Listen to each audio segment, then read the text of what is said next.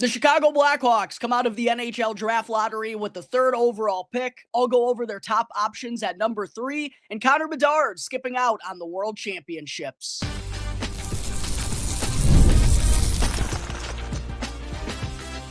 You're Locked On Blackhawks, your daily podcast on the Chicago Blackhawks, part of the Locked On Podcast Network, your team every day.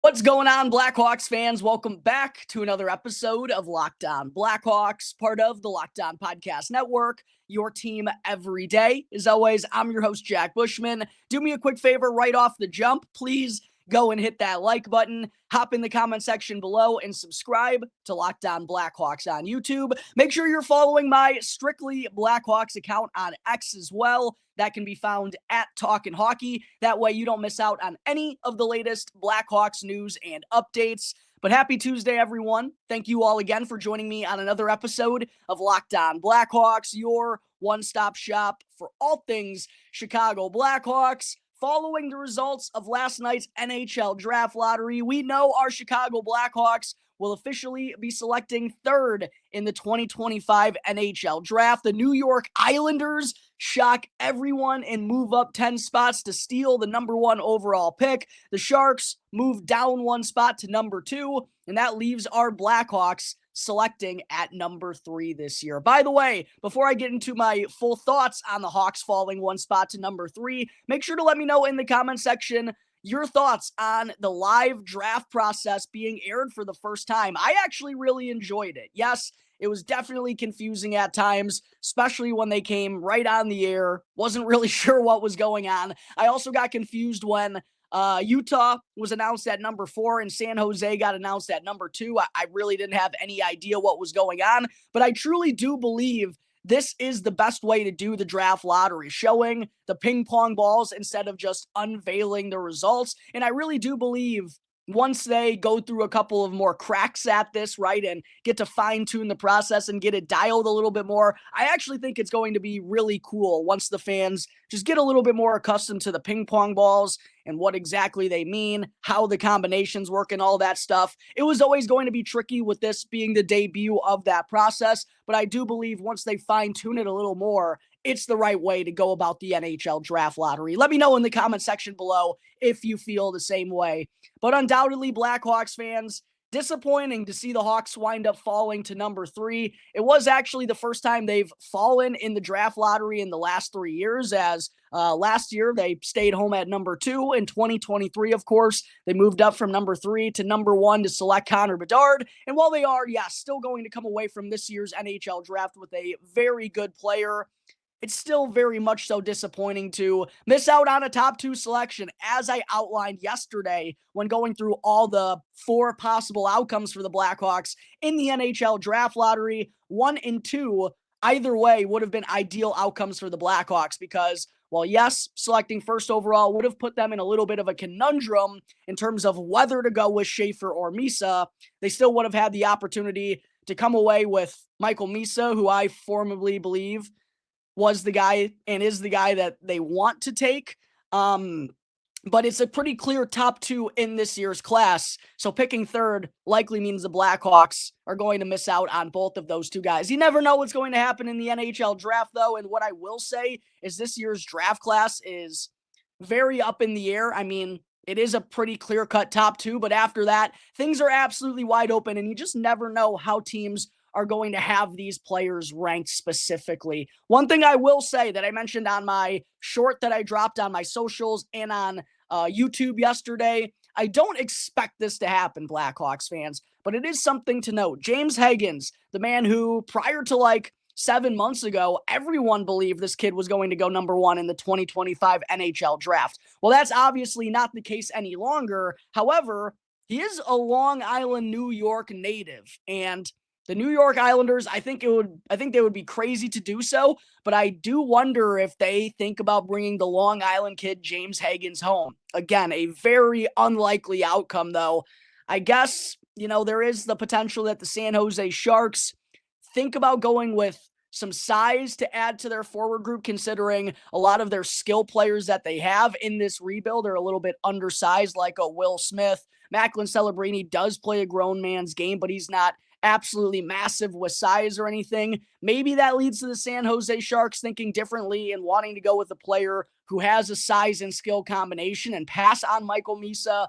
But I think it would be absolutely crazy, Blackhawks fans. It's a very far-fetched and very low chance that actually happens. So coming away with the third overall pick, yeah, we're going to get a good player, but definitely stings considering we've been thinking about Michael Misa in particular for a long, long time, and we're very likely not going to have the opportunity to select him unless Kyle Davidson goes and makes something happen via the trade market. But as far as the top options available for number 3 for the Blackhawks, like I said a moment ago, this draft is very wide open after the top two. It actually reminds me a lot, Blackhawks fans, to the 2019 NHL draft when Jack Hughes went first, Capo Caco wound up going second, and then the Blackhawks, of course, were the team on the clock at number 3, but there was a slew of players who could have gone in that spot, from Matthew Boldy to Trevor Zegras to Cole Caulfield was kind of in consideration.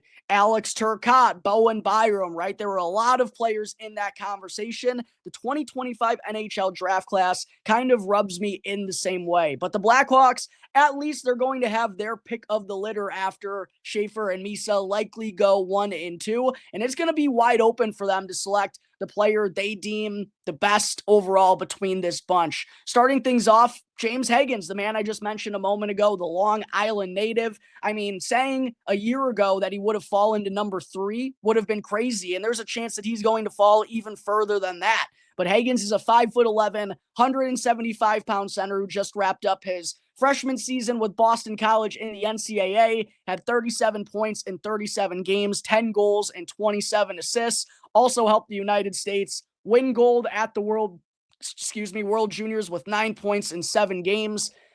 I love the skill of James Hagens. I think he has the skill to play in the NHL. The problem with him for the Blackhawks is he's another undersized player. And you look at the Hawks forward group, right? Connor Bedard, Frank Nazar, even Oliver Moore, Ryan Green. None of these players necessarily play with all that much size. And the Blackhawks have been missing a size and skill combo, particularly in their top 6, for a long, long time. So that brings up some questions about James Hagens being another undersized skill player in a Blackhawks forward group that's already filled with those kinds of guys. If the Blackhawks want to go with a player with some size and skill, look no further than Porter Martone, 6'3", 207-pound winger who tallied 98 points, 37 goals, and 61 assists in 57 games this season for the Brampton Steelheads while serving as their captain. Did not fare nearly as well as James Hagens did at the World Juniors, tallying just 1 goal and no assists in 3 games. But an intriguing size and skill combo has had Porter Martone on lots of Blackhawks fans' radars over the last few months. And while, a couple of months ago, it seemed like if you were picking third, it was probably going to be between James Hagens and Porter Martone. Well, the group has definitely gotten muddier over the past few months as some guys have seen their draft stock bump up. A couple of those guys, first being Anton Frondell, 6 foot, 195-pound center who tallied 25 points, 11 goals, and 14 assists in 29 Hockey Allsvenskan League games this season. That's the second professional league over in Sweden. Also added 3 points, 1 goal, and 2 assists in 5 games for Sweden at the U18 World Juniors, so not really the best showing there for Frondell, but again, a guy who plays a skill game and has some good size to him for being only 18 years old. And another player with that mold is Caleb Desnoyers, 6'2", 172-pound center who had 84 points, 35 goals, and 49 assists in 56 QMJHL games this past season for Moncton. Then there's also Jake O'Brien. I feel like this is where we get to the outsiders portion of this segment. I feel like these last 3 guys that I'm going to mention have a very outside chance of going to the Blackhawks at number 3. But again, you never know how things are going to sort themselves out. Jake O'Brien, though, is a prospect a lot of us Blackhawks fans are already familiar with. 6'2", 170-pound center who just spent the past season playing with the Brantford Bulldogs of the OHL, along with Nick Lardis and Marek Vanacker, first-round pick for the Hawks last year. And O'Brien had a phenomenal season, 98 points, 32 goals, 66 assists, and 66 OHL games for Brantford. Actually made the most of his opportunity considering Marek Vanacker was out of the lineup earlier on in the year, and really boosted his draft stock to likely have him taken in the top 10 this year. Then there's Roger McQueen, who is the ultimate size and skill combination. Unfortunately, didn't get to see a ton of him this year. 6'5", 192-pound forward, 20 points, 10 goals, and 10 assists in 17 games this season for the Brandon Wheat Kings. The last guy I'll list is Victor Eklund, 5'11", 165-pound winger, who had 31 points in 42 Hockey Allsvenskan League games this past season, 19 goals and 12 assists. Also tallied an impressive 6 points, 2 goals and 4 assists in 7 U20 World Junior games this past year. So he had a better showing at the U20 World Juniors than Anton Frondell did for Sweden at the U18s. That kind of takes care of the list of players that I expect to be in the mix at number 3. James Hagens, Porter Martone, Anton Frondell, Caleb Desnoyers. I think those are really the big 4 Blackhawks fans. Well, Jake O'Brien, Roger McQueen, Victor Eklund, I think is the most likely of the bunch for the Hawks, even though they are familiar with Jake O'Brien. But those big 4, I really believe, are the ones firmly in the running for the Blackhawks at number 3. But now that we know the Blackhawks are officially selecting 3rd this year, it's really when the fun begins, as I'm going to start diving into my NHL draft profiles, going through every one of those players that I just mentioned, going through their strengths, their weaknesses, their upside, their floor, all that good stuff, until I determine who I firmly believe is the best player available for the Blackhawks at number 3. And don't forget, the Blackhawks have another selection late in the first round, so I'll be diving through all those prospects projected to go in the late first, early on in the second as well, to make sure all of you Blackhawks fans have all the knowledge you need on every single prospect in this year's draft before things actually go down last month. One final thing I want to leave you all with before moving on to the Rockford IceHogs and their incredible run so far in the Calder Cup playoffs in segment 2. Want to go through the Blackhawks' history of selecting at number 3. A little bit of a mixed bag, but they've definitely got some great players in the past at this pick. Most recently, we saw Kirby Dach get selected 3rd in 2019 by the Blackhawks. As I mentioned, this draft is giving me very similar vibes to 2019. The Blackhawks didn't make the most of that opportunity with the 3rd pick that year. Missed out on players like Cole Caulfield, missed out on Matt Boldy, who's an absolute monster for the Minnesota Wild.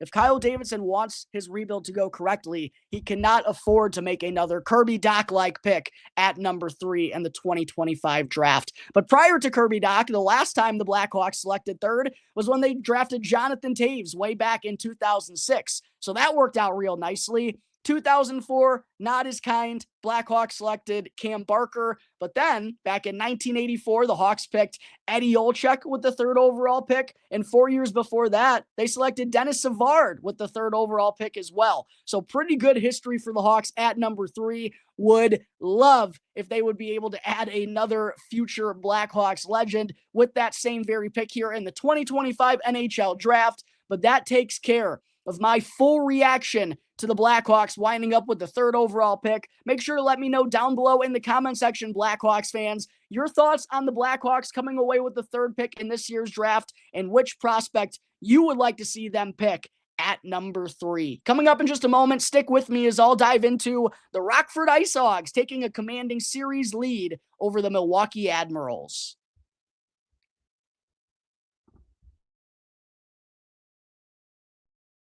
An award-winning mattress can change your life. I speak from experience. It happened to me. After years of uncomfortable sleeps, I recently switched to Bear Mattress, and the results were instant. Bear Mattress is designed with a focus on recovery, cooling, and pressure relief to upgrade your sleep and improve your overall quality of life. I used to deal with night sweats, but Bear's best-in-class cooling ensures optimal temperature regulation, which prevents overheating and helps me stay comfortable all night long. Bear offers a wide variety of mattresses, but to get the right one for you, take their sleep quiz that matches you to your perfect mattress based on body type and sleep preferences. Go to bearmattress.com and use promo code LOCKEDONNHL at checkout to get 40% off site-wide. This offer is not available anywhere else. You have to use my promo code on the very last page of checkout to get this discount. That's bearmattress.com. Use my promo code LOCKEDONNHL to get 40% off site-wide. Bearmattress.com, promo code LOCKEDONNHL.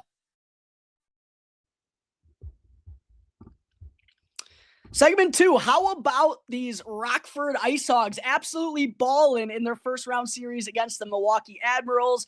Big 6-1 win in Game 2 to take a commanding 2-0 series lead, and they're now heading back to the BMO for Games 3 and 4, where they need to win just one of those two contests to officially move on to the second round of the Calder Cup playoffs. And their first opportunity to do so will come tomorrow night, May 7th, with a 7 p.m. Central Time puck drop at the BMO. Huge opportunity for the IceHogs to keep it going and pick up their 5th consecutive win here in the postseason. And what an excellent, dominant victory for the IceHogs after coming off a 2-1 overtime win in Game 1. Colton Dach returns to the lineup and makes his presence felt immediately with the overtime winner just 12 seconds in. And it didn't take the IceHogs long to carry over the momentum from Game 1 into Game 2. Joey Anderson kicked off the scoring just over a minute in, and he actually went on to score a natural hat trick right off the rip to give the IceHogs a commanding 3-0 lead in this game.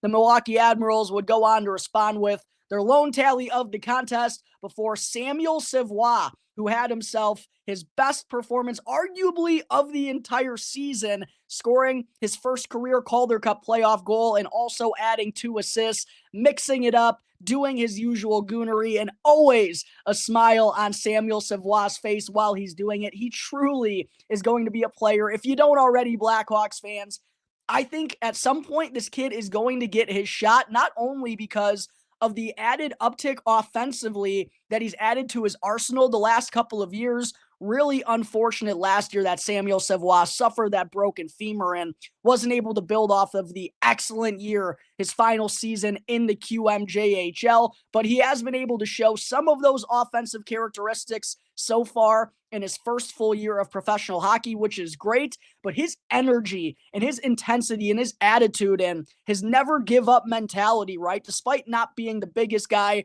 both stature-wise and physically, he's always in the dirty areas, giving you a little shot, trying to get you off your game, and I appreciate that about Samuel Savoie even more because he looks like he's truly enjoying it while doing it. So to see him be his usual Samuel Savoie self in Game 2, while also adding in 3 points, absolutely electric stuff out of the French-Canadian Savage. Also, got to give a huge shout out to Aiden Thompson as well for putting the little cherry on top in this game, scoring a goal with just a couple of minutes left for good measure. His first career pro goal on a breakaway, so congratulations to Blackhawks 2022 third round pick Aiden Thompson. Lots of good things coming for him, I believe, on the professional scene. But all in all, throughout these Calder Cup playoffs, how about these darn kids? And honestly, Blackhawks fans, shame on me. Because I'm sure there are at least a handful of you who remember in my Calder Cup playoff preview, well, obviously the IceHogs, yes, we're getting a lot of players who were on the Blackhawks NHL roster late in the season, getting some NHL experience. A lot of those guys like Ethan Del Mastro, Kevin Korchinski, Artem Levshinov, Colton Dach, right? A lot of those guys coming back down to the IceHogs for these Calder Cup playoffs. I obviously knew that, but I just thought with all the tinkering, with so many guys going up and down and all the moving parts throughout the course of the season, it was going to be very tough for them to rekindle that flame in such a short period of time to find that spark immediately. But shame on me for thinking it wasn't possible. They have done exactly that and have now rattled off 4 consecutive victories here in the Calder Cup playoffs, and it's the kids who are really at the helm of this success, along with Jerry Mayhew as well. Got to give a huge shout out to Jer. But as I mentioned, Colton Dach returns to the lineup in Game 1 of this first round series, makes his presence felt physically, and then also goes on to score the OT winner just 12 seconds into the extra frame. Then we get Artem Levshinov, who's been playing a top pairing role. And of course, scored the overtime winner in game 1 of the best of 3 play-in series. We saw Kevin Korchinski score a goal in that series and playing top pairing opportunities as well, along with Ethan Del Mastro. Levshinov actually on the second pairing, but getting 20 minutes per game like he's in a top pairing role. I mentioned Samuel Savoie doing his usual goonery and making his presence felt offensively. Also provides a great effort on the IceHogs penalty kill. Aiden Thompson gets on the board. It's been a lot of fun following along with the Rockford IceHogs so far in these Calder Cup playoffs. But again, Blackhawks fans, the real star of the postseason so far for Rockford has undoubtedly been Drew Commesso in net. He's now started all 4 games for the IceHogs here in the Calder Cup playoffs. And how about these stats? A 4-0 record with a .968 save percentage, 0.98 goals against average, and 1 shutout in those 4 contests. And I know it's still a pretty small sample size here in the Calder Cup playoffs, but this is really the type of run that Drew Commesso has been on since he returned from injury in mid-February. This is like a 2.5 month heater that this guy is now on. And listen, as someone who's always been high on Drew Commesso, it feels so good to see this guy balling like this. Never quit on a young goaltender. When Spencer Knight was acquired, some people felt like that could put Drew Commesso on the Blackhawks trade block, and I said that would be absolutely foolish. While he does not have the upside of Spencer Knight, Drew Commesso, I still firmly believe, has all the qualities of being an NHL goaltender. Maybe he doesn't have that one part of his game that stands out, and maybe he doesn't have the greatest athleticism compared to Spencer Knight, but he's very structured, he's very consistent, he plays the puck well, and he stays within himself, and it's all come together over the last couple of months for him to play the best hockey of his pro career. And because he's been on this incredible run, we obviously don't know how things are going to end here in the Calder Cup playoffs, but you have to wonder how Comesso's play over the last 2.5 months impacts the future of the Blackhawks goaltender position. As I've talked about several times already here this offseason, what do the Blackhawks want to do with Arvid Soderblom? I think it makes the most sense for them to bring him back. However, if you're bringing Soderblom back, I don't know if you can bring back Laurent Brossoit either, because Soderblom, you probably don't want him in Rockford taking away AHL starts from Drew Commesso. If Drew's going to be in the AHL again next year, you want him getting the lion's share of starts. It would just put the Blackhawks goaltender position in a really weird spot if all 4 of those guys, Knight, Commesso, Soderblom, and Laurent Brossoit, all wind up on the Blackhawks roster again next season.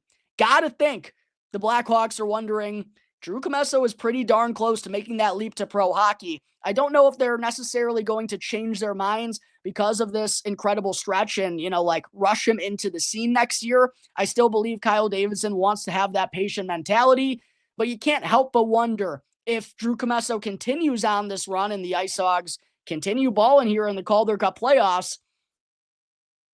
Could be time for the kid to make the leap to the NHL. Again, I don't know if that's fully going to change the plans, but you have to wonder what's going on in Kyle Davidson's mind when he's watching Drew Commesso playing like he's the best goaltender in the AHL in the most meaningful part of the season, as he's been a huge reason why the IceHogs have rattled off 4 consecutive wins here. They'll have a chance to make it 5 tomorrow night at the BMO against Milwaukee. Again, 7 p.m. Central Time puck drop. Opportunity for the IceHogs to clinch their spot into the second round of the Calder Cup playoffs, something that I believe they haven't accomplished since the 2017-2018 season. But there are my thoughts on the Rockford IceHogs ahead of Game 3 of their first round series with the Milwaukee Admirals. Coming up in just a moment here, Blackhawks fans, before I wrap things up, still want to get into the latest updates we have on the 2025 IIHF World Championship.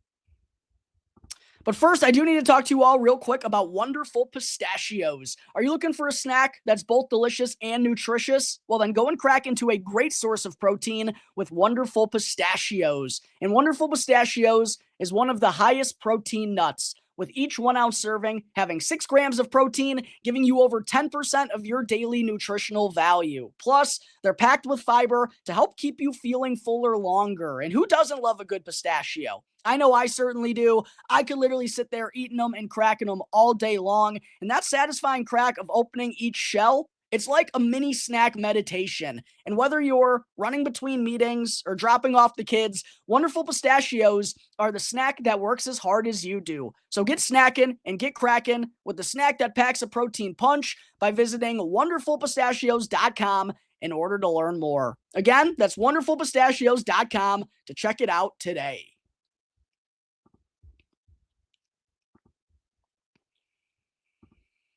Back here on the Locked On Blackhawks podcast, part of the Locked On Podcast Network, your team every day. Just wanted to say thank you to everyone for making Locked On Blackhawks your very first listen here to start off your day. For your second listen, make sure to go and check out the new Locked On NHL Game Night. Every game, every night, up until a Stanley Cup champion is crowned. Get local analysis on a national scale with Locked On NHL Game Night, which you can find easily on YouTube or wherever you may be listening to your podcasts.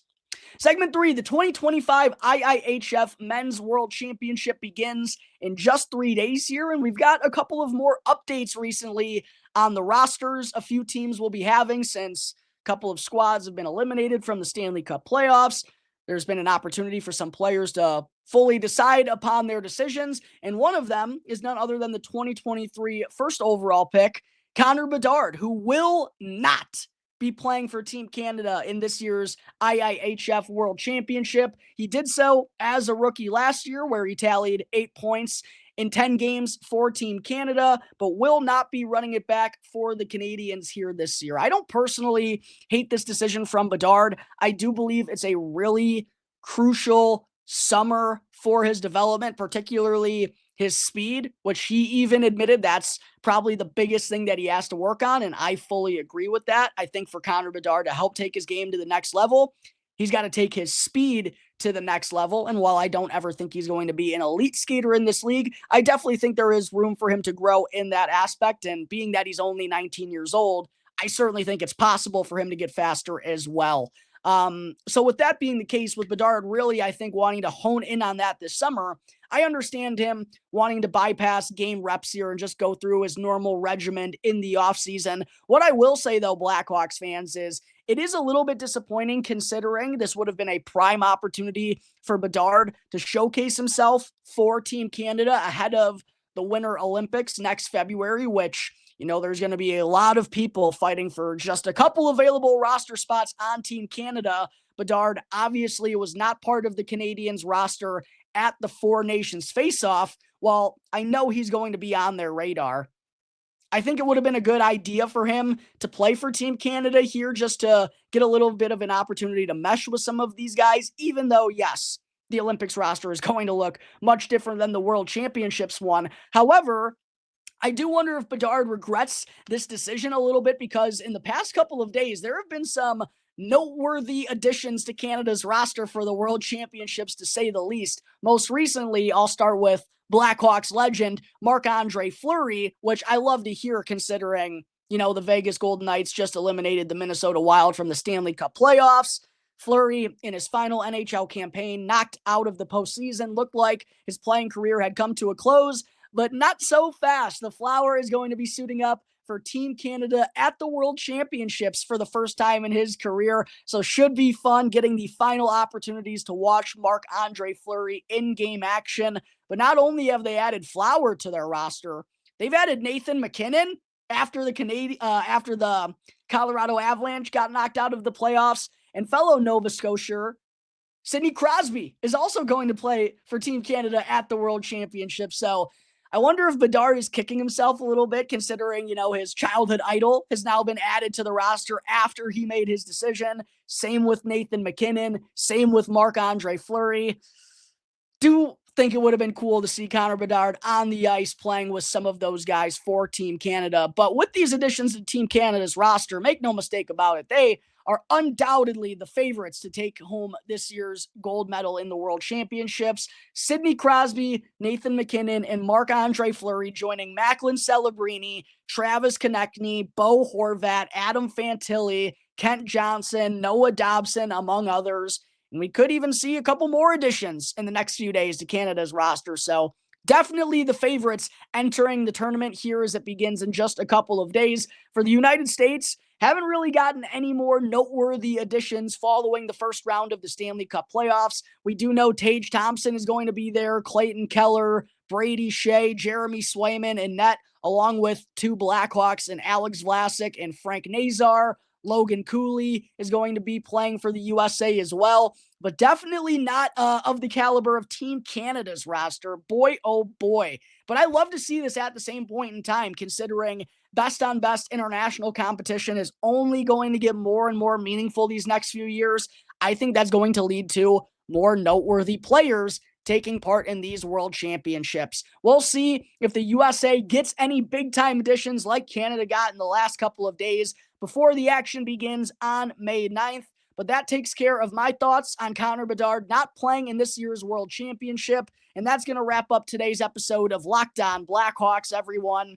As always, thank you all again for joining me on the show. Be sure to subscribe to Locked On Blackhawks on YouTube. Follow Locked On Blackhawks for free as well, wherever you may be listening to your podcasts. That way, you can get the latest episode as soon as it becomes available each and every day. As always, I'm your host, Jack Bushman. Check me out on X at Jack Bushman2, and make sure to follow my strictly Blackhawks account at Talkin' Hockey. That way you can get all of the latest Blackhawks news and updates. So until the next episode, everyone, enjoy the rest of your Tuesdays. I'll see you next time on the Locked On Blackhawks podcast, part of the Locked On Podcast Network, your team every day.